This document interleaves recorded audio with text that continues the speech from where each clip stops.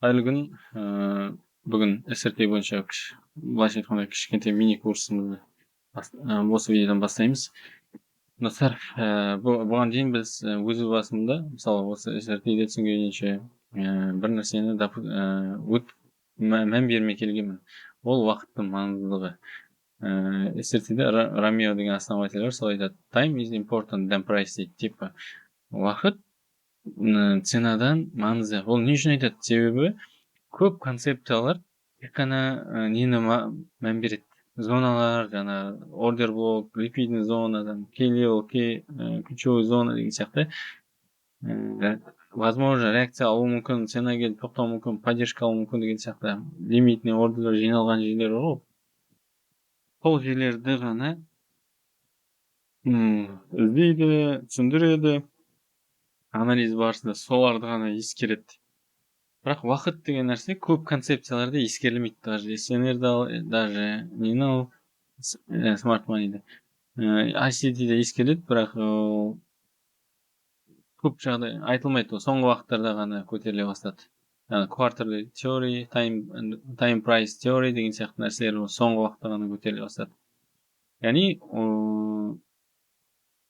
десе мына алтын, еуро болсын, алтын болсын, форексте вообще мына форекс паралар определенный уақыттарда разворот жасайды. Определенный уақытқа дейін жұмыс істейді деген сияқты. Прям математически өзінің несі бар негізі. Бұйыртса ондай до точностьно есептейтіндер деңгейге жетеміз пока. Мына сабақ, мына SRT, то, что түсіндірілетін. Апталық, айлық, жылдық развороттарды ұстап алуға болады. Винрейт өте жақсы болады. Егер дұрыс түсініп, дұрыс жұмыс жасасаңыздар, уақытын күтіп деген сияқты. Енді айтқым келгені, Ромео айтқандай, time is important than price. Ол не деген, не мағына береді мысалы? Мына жерде екі түрлі адам бар. Мынау берік, берік, серік дейік. Енді серікті қарасаңыз, көңіл күйі онша емес. Берік, көңіл күйі күшті. Бірақ екеуі де $60,000 не сатып алды? Биткоин сатып алды. Бірақ біреуі настроениесі жоқ, біреуі настроениесі күшті. Неге? Не себеп? Себебі берік, мына жерге кім еді атын ұмытып қалдым. Берік, серік уақытын қай кезде алуды біледі, уақытпен санасады, уақытты ескереді.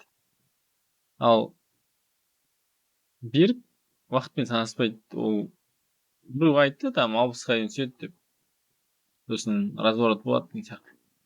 Sonraдан ала салды. Цена келген кезде сразу кіре салды. Мына жерде келді, көтеріліп, соған жаман естеді, қайтып келген кезде, мына жерде зонаға ликвидный бір зона болды, содан кетеді деп, көтеріліп кетеді деп, 60,000-ға инвестиция жасады, 60,000. Бірақ мына жерге дейін 6 ай уақытты, 5 ай ма, что ол 50-ге, 40-ға құлады, 30-ға дейін құлады деген сияқты, может 40-қа дейін құлады, сосын әрең дегенде 5-6 ай дегенде шықты. Яғни бұл 5-6 ай бойы уайымдады, инвестициясын уайымдады, 5-6 ай ақшасын заморозить етіп қойды. Көңіл күйіне әсер етті, психоэнергиясын шашты деген сияқты. Ал кім еді жаңағы? Серік, бұл уақытын білді. Уақытында кіру керек екенін білді, кірді. Өзін кіргеннен кейін көп отырған жоқ, ол плюста. Уақытында жоғалтқан жоқ. Мына жерде бір апта, 10 күн, 20 күнде отырды. Екеуі бірдей баға, яғни біз тек қана бағаны ескеретін болсақ, тек екеуі бірдей бағада кіріп тұрды. Бірақ мына жерге уақытты ескерген, ол баға деген нәрсеге уақытты қосқаннан кейін қазіргі көңіл күй осындай. Қай кезде ауысатынын біледі, не істейтінін біледі. Анау оны ескермейді, тек баға маңызды. Тек қана зонаға келсе болды. Потом ол просадка болды, 5-6 ай босқа отырып қалды. Ал осы аралықта 5-6 айда басқа осылай келіп тұрған, осындай возможность беріп тұрған рынок нелерге кіру мүмкіндігі кіріп кетуге болады. Хотя мына жерден кіріп кетуге болады деген сияқты ғой. Дәл 5-6 айда 2-3 рет, может, 1 рет инвестиция жасап, осы ақшасын көбейтуге мүмкіндік бар еді. Ал 5-6 ай ақшаны заморозить етіп қойып, кәсіпкер үшін де трейдер үшін де негізі дұрыс нәрсе емес. Енді түсіндіре алдым деп ойлаймын. Яғни определенный міне мына уақыт дегенді қостық. Соны определенный уақыттарда міне рынок разворот жасап жатыр. Андай уақыттарда деген сияқты ғой. Мынау маңызды разворот да, мысалы. Вот біз когда өзіміздің жүйемізге уақыт пен санасы уақытты қосамыз, сол кезде бізде де осындай серік сияқты көңіл күйіміз тамаша болады. Оған дейін мынау мысалы форекс болса не болса, сен стоп аласың, сливать етесің деген сияқты ғой, уақытында кірмегеннен. Сол үшін шаршап жүресің.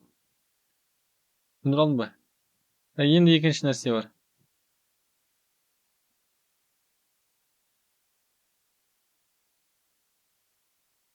Міне time price theory дейді. Енді мысалы бізде мынау бағаның шкаласы, мынау уақыттың шкаласы. Бізде бұрын тек қана ценаларды қарайтынбыз да, зоналарды қараймыз деген сияқты. Когда сіз оған егер уақытты қоспасаңыз, сіз білмейсіз да, қайсысы қай уақытта реакция беретінін. Мысалы, көбісі айталады, мына зонаға дейін барады деп, бірақ конкретно ол мына жерде тұрған кезде барады десең, ол кіріп кетесің, мына жақта сені минуспен шығарып жібереді, стоппен шығарып жібереді деген сияқты. Ал нақты қашан баратын, или мына жерде тұрған кезде конкретно даже мына жерде тұрғанда мына жаққа барады десең, ол былай баруы мүмкін да. Нақты қай уақытта не істейтін уақытын айта алатын ешкім жоқ, мына жерде разворот жасайды деген. Сондықтан біз уақыт деген нәрсеге более подробно кіруіміз керек, оны зерттеуіміз керек, түсінуіміз керек та. Что уақыт деген бізге көп преимущество береді. Осындай моменттерді ұстауға мүмкіндік береді. Яғни бұған дейін ликвидностьтарыңызды білмейтініңізде, цена келген кезде сондай бір уақытта, сондай бір ликвидностьқа сол пересечение келіп қалған кезде цена. Яғни, возможно, это разворот болады да, андай. Жақсы уақыттар инвестиция жасауға, зеркаға кіруге деген сияқты. Біздің мына серік сияқты көңіл күйіңіз тамаша болатын результат алып келеді. Сондықтан бұл соңғы кезде айтылып жүр, time price theory деп, яғни time and the price. Price, time екеуінің қосылып сол кезде цена не істесе, төрт құбылас түгел дейді ғой, андай тағы бір айтатын. Түйіскен кезде жұлдыздар сіз үшін жақсы результат болады. Сондықтан уақыттың маңыздылығын түсіндіре алдым деп ойлаймын.